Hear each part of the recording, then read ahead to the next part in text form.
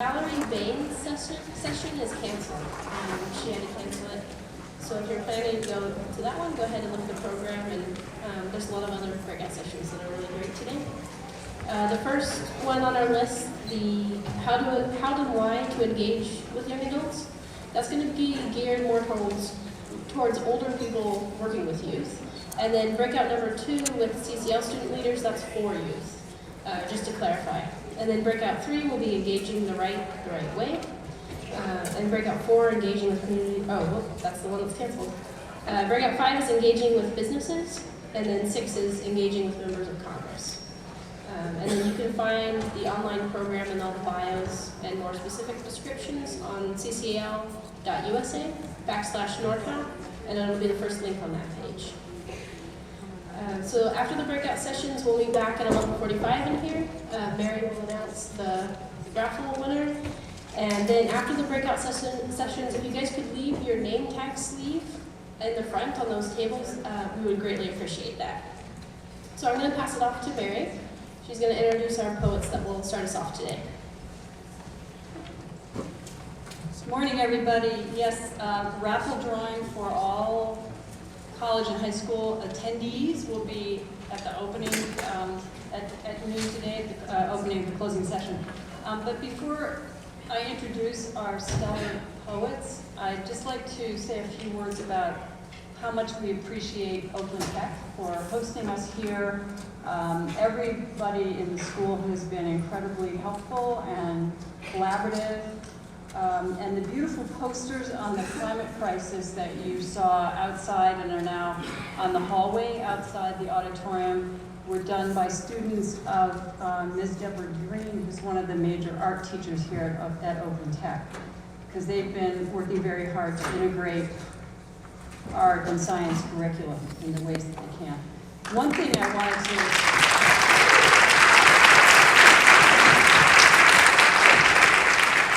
So I'm happy to know that there are Oakland Tech students who are attending the conference. Yay. One thing I wanted to add, there is going to be a breakout session for youth activists today for you to share with one another about what's worked in your communities for you and your schools, what your challenges have been. But I wanted to share a story because it relates to the youth panel that Adrian and Alejandra did yesterday, to let you know something that happened as a result of a group of activist students here at Oakland Tech. Last year, one of the environmental science classes lobbied the Oakland Unified School District Board and got them to, they flexed their power with the board, and they persuaded them to pass an environmental and climate change literacy policy, which directed the creation of a small working group to both develop curriculum and seek funding for making sure that there is education about climate change and environmental justice at every grade level throughout the Oakland School District.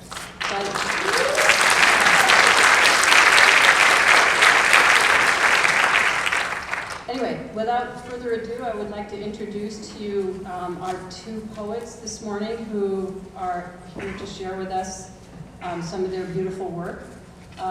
The first is a young poet from Oakland Tech named Summer Brook. She's a junior this year. She's in the Race Policy and Law Academy here at Oakland Tech, and is an active climate activist and plans to pursue a career to work in environmental justice. And she will be joining us first to read a poem, and then she'll be followed by a dear friend of mine who I've known for about 15 years, Robert Hass, who is a professor of English at UC Berkeley and a former U.S. Poet Laureate in the 1990s. I served on the board of River of Words with Bob for many years, which is an organization that promotes environmental education and the arts education in affiliation with the U.S. Library of Congress Center for the Book. So I'm just going to read a little bit about this extraordinary man, because he is one of the most creative and dedicated brilliant artist activists that I know. Robert Haas is, first of all, a poet of great eloquence, clarity, and force, whose work is rooted in the landscapes of his native Northern California. Widely read and much honored, he's brought the kind of energy in his poetry to his work as an essayist, translator, and activist on behalf of poetry, literacy, and the environment. Most notably, in his tenure as U.S. Poet Laureate, Robert Haas spent 2 years battling American illiteracy, armed with the mantra, "Imagination makes communities." Robert Haas has published many books of poetry. He's been awarded the MacArthur Genius Fellowship twice. He's won the National Book Award and the Pulitzer Prize. And he also co-founded River of Words when he was the Poet Laureate. So we are very honored to have both Summer and Robert Haas with us this morning. So, because in doing our work, all of our work is about creating stories for who we are, where we want our planet to be, and how we take care of one another. So, anyway, so first up will be Summer Brook.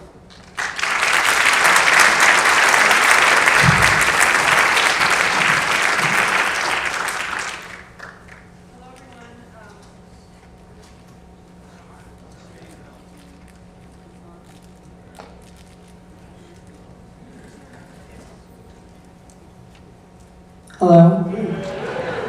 It's the second grade talent show all over again. Okay, hello everyone. As you heard, my name is Summer Brook, and thank you so much for having me here today. I'm here today to share with you a poem I wrote about ourselves and the world around us, and I hope it inspires both reflection and action. As you heard, I'm a student here at Oakland Tech, and before I begin, I would like to start by saying how hopeful I am when I see communities here like this one stepping up for what they believe in, and how proud I am to be a part of a generation so dedicated to making its voices heard. I know what we're fighting against can be daunting and overwhelming at times, but I believe as long as we keep our values close to heart, keep choosing joy, and allow the good and the people in our lives to serve as a reminder of why we're fighting here in the first place, then we can never lose. So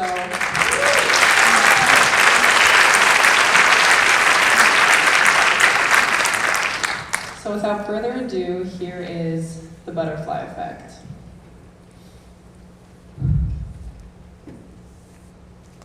Each of us is on a journey, cocooned in a mold made by the world we meet. Wide eyes, open ears, delicate dandelion, vulnerable to the elements, hoping to one day bloom. Seeking milk and honey as we struggle to feed our starving souls, burning bountiful forests to fill our pretentious pockets, building off the backs of others, breaking bonds between our brothers as sisters are silenced and sold to satiate broken beings. We bind ourselves to blinding fear, denying our own wings. If only we could dissolve the film that filters our perspective, emerge into a world outside of ourselves, and see we're interconnected. One blue rock that lives and breathes, formed from stardust and born by storm. Each beat of wing suspended in space. Migration pandemonium. One life, one earth, one race.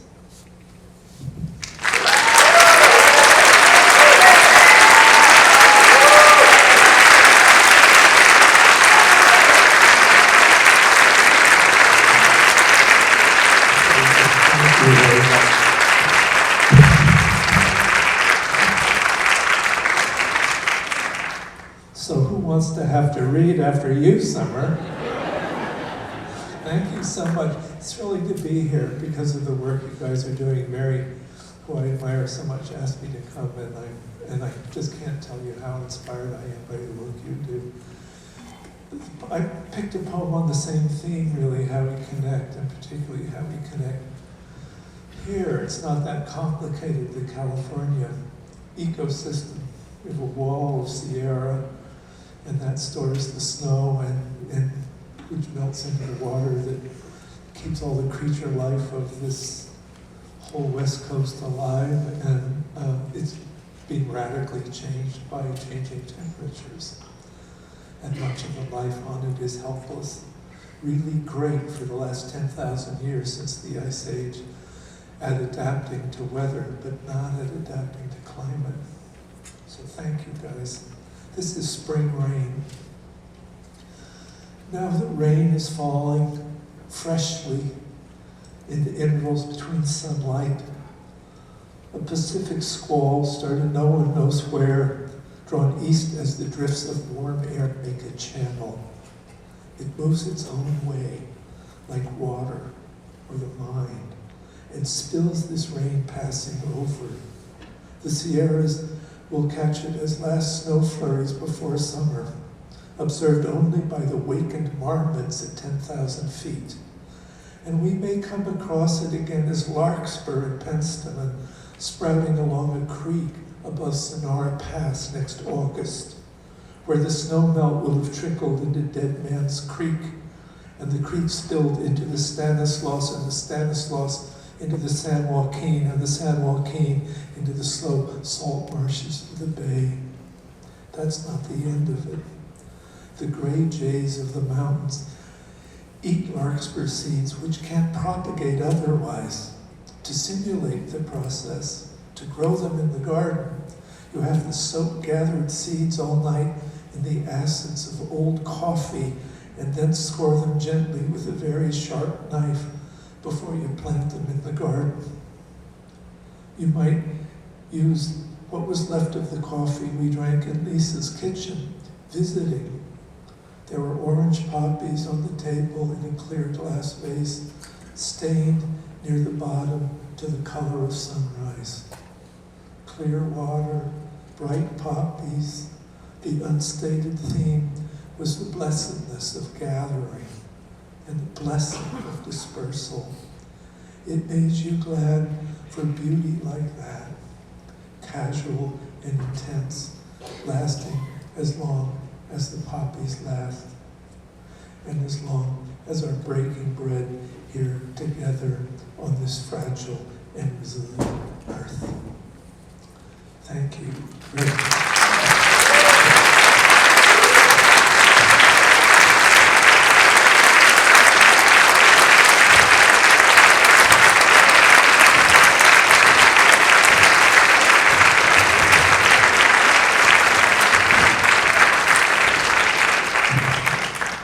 Wow.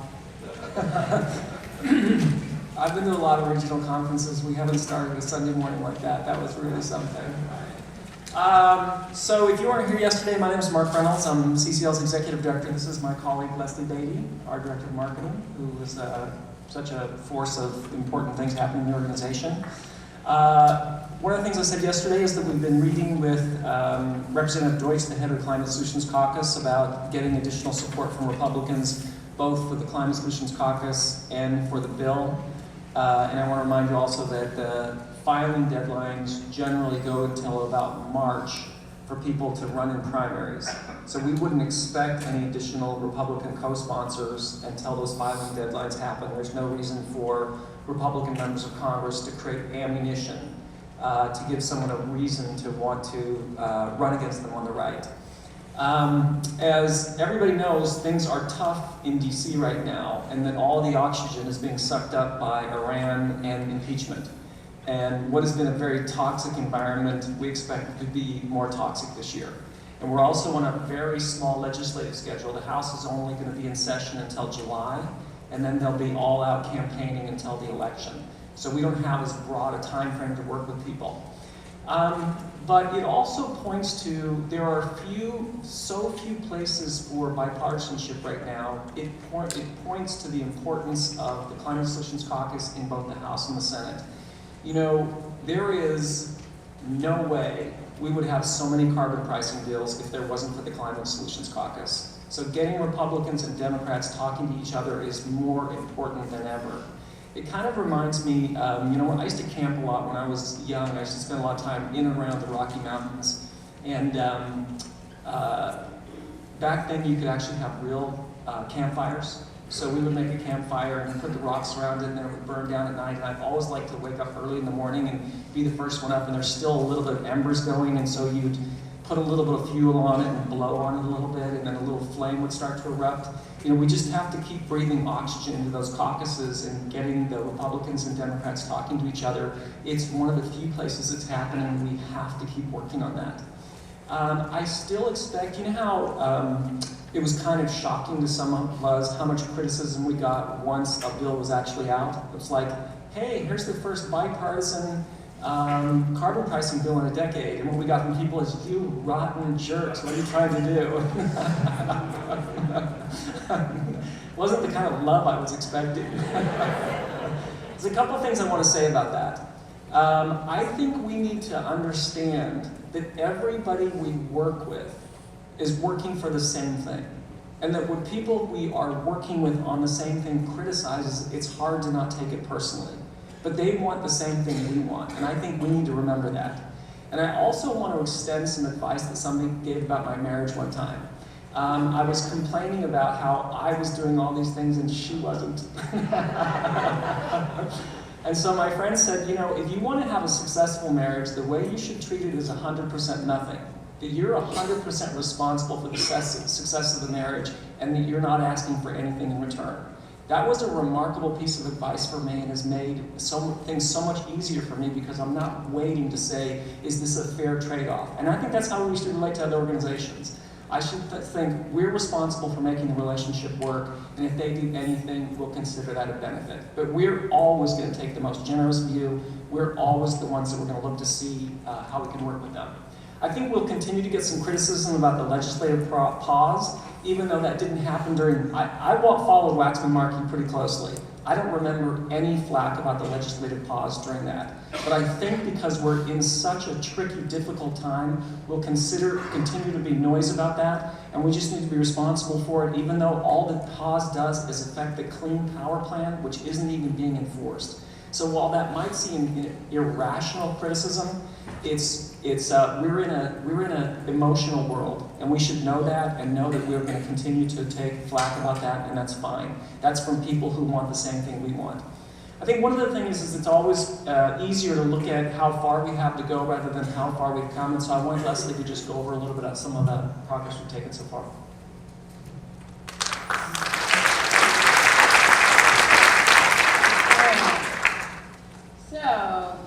We are talking about the Energy Innovation Act, and this is where we ended 2019 as an organization. Obviously, the Energy Innovation Act was introduced in January of 2019 in the House. We do not yet have a bill in the Senate. So the first thing is 75 co-sponsors, 22 states. Can't remember how many endorsements, I'm sorry. You guys can see the stats for yourself, and I can't read it from here. But the big news is 75 co-sponsors is a lot.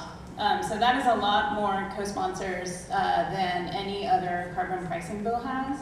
It's also a full third of the Democratic members of the House are co-sponsors of this bill over the course of 1 year. And so we should not discount how important that is, a sign of good things.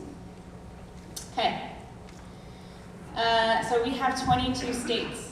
Now, 23 of our co-sponsors are from California. It's true, yeah. A full third of the co-sponsors basically are from California. However, it's important to realize that there really is support growing across the country. There's support in places like Virginia, like Texas. We're building that will there, and those places are critical. And that's a real testimony to the fact that there are CCLers working across the country towards the same thing, and they are having success as well. So we take great heart from that.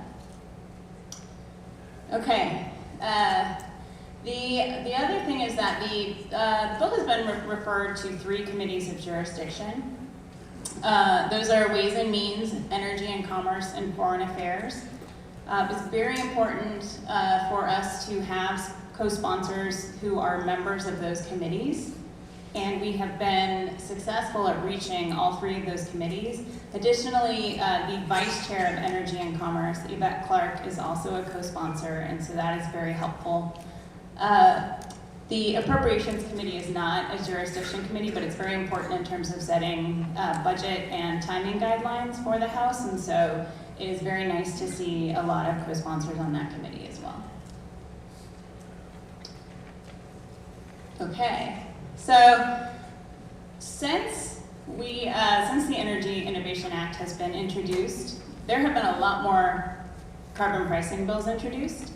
Some of them are Democrat only, some of them are bipartisan, but the bill itself seems to have really opened up a space for members of Congress not only to support it, but also to introduce their own legislation. This is a really important sign of the health of the topic. So members of Congress are increasingly feeling that it's safe for them to talk about carbon pricing and to even introduce their own legislation, and that's a very positive sign that's going on in Congress. Okay, so we want this bill, it is important that we have representation on this bill that represents the vast diversity that we have in this country, and so it is important to all of us that we both have members of Congress who are diverse, but also who represent different districts, and we have really been building that, and so especially Yvette Clark, who is the Vice Chair of Energy and Commerce and has also recently written an op-ed, I don't know if anyone saw it, about a week back in the Hill, about the importance of pricing carbon and about the Energy Innovation Act, has really stepped forward as a leader and something that will really benefit our legislation. Okay, and then everybody has done a great job building endorsements, and so one of the major levers that we work on is grass tops. And here's a snapshot of where the endorsements are coming from. We're obviously going to keep going on this, so there's opportunity here, but there also is a good demonstration of what types of groups and people are able to support it. So, you know, if your chapter hasn't yet considered faith groups, you know, that's one area where people are willing to endorse legislation, and you can consider that. And now I'll hand it back to Mark. Okay, so I want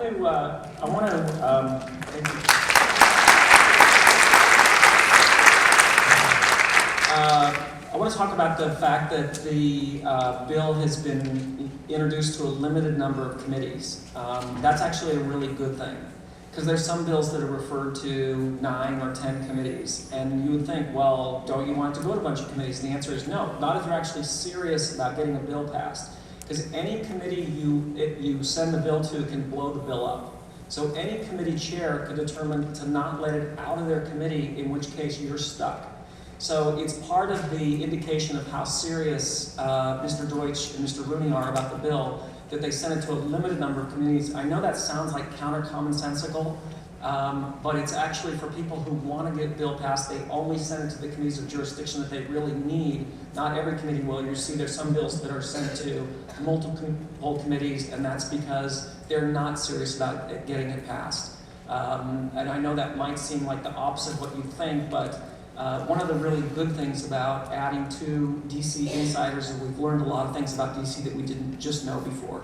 So a couple of years ago, Danny came to me and said, listen, I'm in over my head on a lot of this stuff. And as you know, Danny Richter's a very smart guy. But I need to know some people who kind of know how the inside game works. And so we went out and we interviewed a bunch of people, and we found the right 2 people. And we're very, very happy about the work that they've done, Ben Pendergrass and Andres Gomez.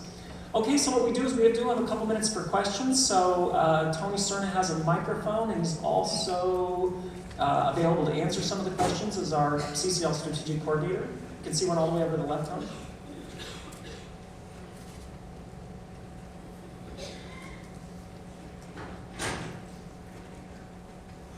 Is that okay? Yeah. So my name is Jim Taggart. I'm from Santa Rosa, and I first wanted to say how much I appreciate being here and how wonderful this conference has been.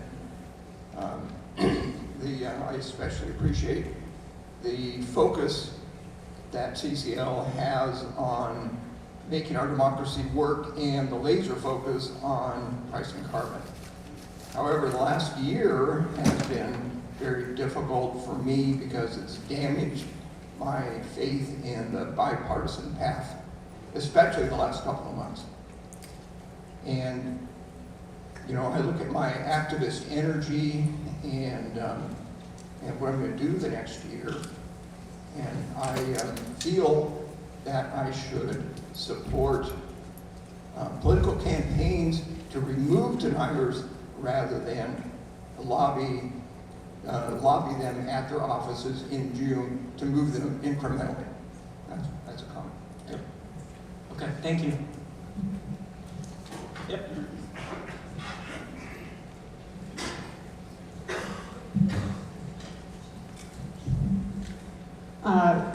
My name is Whitney, I'm from San Francisco. I want to continue a little bit of that sentiment, but I want to ask, how do you think that our chapters can get involved in electoral activities that are not, that are in alignment with our mission? One example that John brought up is, would it be aligned for our chapters to engage the Environmental Voter Project this summer? Oh, okay, that's a really good question. Yeah, so I would absolutely support you in supporting the Environmental Voter Project. And one of the things we don't want to do, I mean, we're the organization that says citizens should have a say in their government, right? So we're not saying that we want to discourage you in any way campaigning. I'll be walking precincts this fall for sure.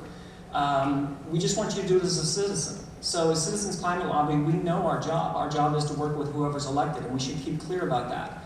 But I'll take off my CCL hat and my CCL button, I'll be walking precincts this fall, and I hope a lot of you are also. I mean, if anything, what we're trying to do is restore people's sense of agency, and the more you're engaged, the greater sense of you feeling like you have a say in things. And I think the Environmental Voter Project fits very nicely with us. The reason that we invited them on as a guest to be speaker on the monthly call wasn't because they didn't have much reach yet. They didn't. We wanted to see if we could breathe some juice and some life into what they were doing and hopefully build up what they were doing. So it's not, you know, sometimes we bring speakers on because we think it'll, you know, broaden our understanding of what's happening or give us exposure to some people. Sometimes we just want to help a project along. And so we think giving the access to our broader membership will help them move along, and that's what we're hoping with the Environmental Voter Project.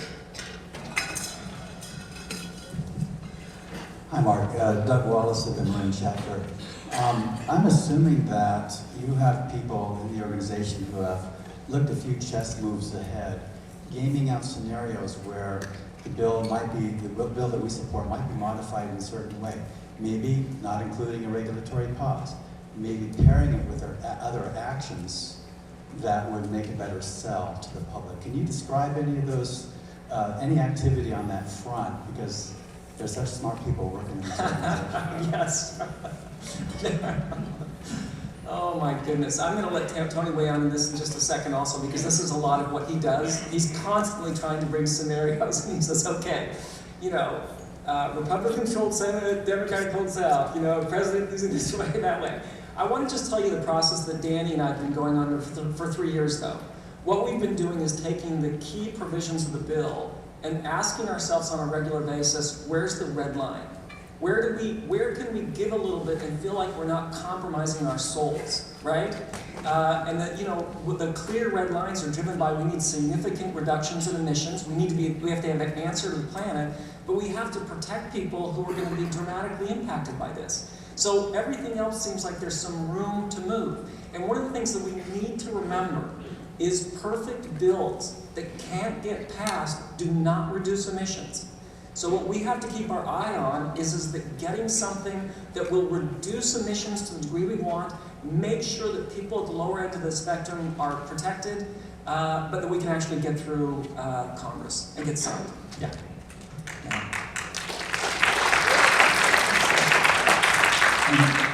And I'll say that it's very easy for us to think of this as this is our bill and we have control over it, and this is no longer our bill, this is Congress's bill. They have the control, they will make changes to it. Like there's almost zero chance that it will pass in its exact current form. Something will change in the process. And we do have a voice in shaping what that change may be. we can hold to those red lines. We can, work with our legislators to make sure that the changes that are made make it better and stronger. Because, we don't claim that it is perfect, or in its current form, or that there is no perfect, because we don't all agree on what's perfect. And so, so there is a process for that. It's going to happen in committee. It's going to happen on the floor of the House and Senate. So, we do expect that there will be provisions that we need to support and ones that we need to fight, and we need to be prepared for that process to happen.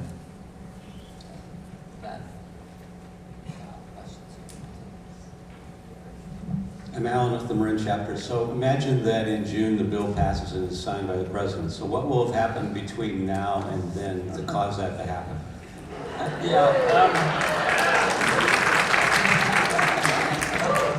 Tony? Yes, we do have that scenario mapped out. That is not the most likely scenario. We are not expecting the bill to suddenly go into overdrive. And part of the reason for that is we know that the House is not going to move this bill forward until they feel confident that it can go through the Senate, because there's political risks in moving a bill like this. And so Nancy Pelosi is a very smart politician. She's not going to move it forward until it looks like it can also move through the Senate. So what has to happen in the Senate? Well, we would need to get the bill submitted. We'd need a number of Republicans to be on board with that. So we would need to have the votes in the Senate, which means, at this point, I think that's 13 Republicans and all Democrats, which is a tall order to get in the next few months during an election year. And the Senate's not going to move until they know that they're willing to take the political risk because they think it will go through the president. And so, now if you can get those 13 Republicans on board, there's a pretty good chance you've got the president at that point too, because he's an unpredictable person, but if there's that much Republican support for this bill, then we think it can move through that. So a lot of our eyes right now are on the Senate, trying to build support there, trying to find the key Republican sponsors who can help us there, and that's part of why the Climate Solutions Caucus in the Senate, while they're not specifically committed to our bill, it's an incredibly important thing that Republicans and Democrats are getting together to discuss climate solutions in the Senate right now. I'll just add a couple of quick things. One is, I don't think you survive in politics unless you have very good instincts at sniffing shifting political winds. And you certainly see comments from a lot of Republican offices you didn't see before saying, yes, it's real, yes, we need to do something about it. And I'm sure it's not just the polling from the Luntz group that they've seen, but they're seeing that the demographics of who supports action is moving under their feet, whatever. I don't claim to be a poet. Good morning, Mark. Thank you for this session. So I've heard that a number of the bills presently in the House are going to be kind of squished together to include the measures that are most likely to pass on the Democratic side. I've also heard that the Republicans are going to come forward with something perhaps after the election. What are you hearing about that? I'm hearing the same kind of stuff like you, and a lot of it at this point is political posturing. You probably saw the press conference out of Energy and Commerce where the reporters kept saying, where's the price? And they're like, no, we got these great goals and everything. And it was clear that that was just something trying to give Democrats cover for saying they were doing something in their district. Tony, looks like time for one more. I can see Bob Archer's hand right here.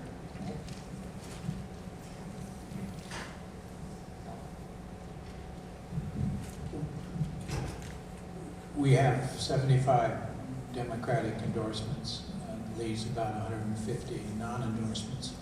What are the 2, 3, or 4 primary concerns that Democrats raise and why they have not endorsed? That's a really good question. Let me just say something about that, because this is the most number of co-sponsors that have ever been on a carbon pricing bill. And there's a big difference between co-sponsors and votes. So there's a lot of offices that have indicated to us that they'll vote for it. It's just they don't want a co-sponsor. Now, how they make that calculation, I have no idea. You know, in the case of your own district, your member has some concerns about the regulatory pause. We hear a little bit about that, not much. We think that more likely there are people that just don't want to co-sponsor, but when it comes around to voting, they'll vote. We are a lot focused on making sure that there are enough Republicans to get something sustainable, and I think we'll see some movement on that after the primary filing date also. All right, well, thank you all so much. Appreciate that.